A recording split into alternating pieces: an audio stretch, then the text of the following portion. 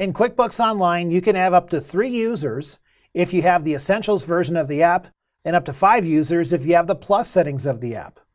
Let's see how we can add a user. I'll click the Settings gear, Manage Users, and then the Add User button. Notice the different types of users, as you will need this information for the exam.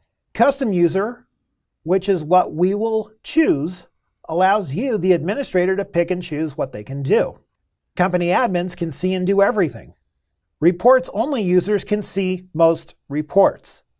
Note that they do not count toward the user limit we mentioned earlier, and neither do time-tracking-only users, which can only fill out timesheets. I will stick with Custom User and click Next. Notice the 3 choices for access rights. They can have all access rights, none, or limited.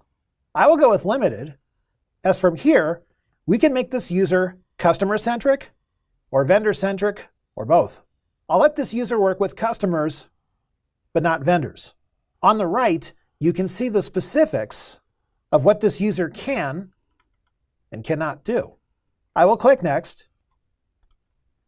And usually, it's a best practice to take these defaults of not letting this account change users, company info, or subscriptions.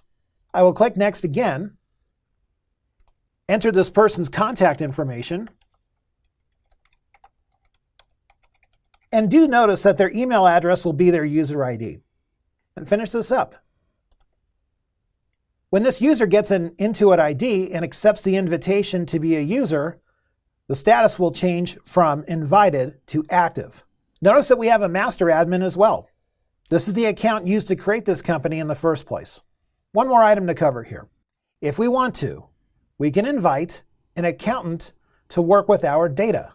I'll click the Accountants tab, and from here, we can enter an accountant's email address and use that as an invitation to our company account.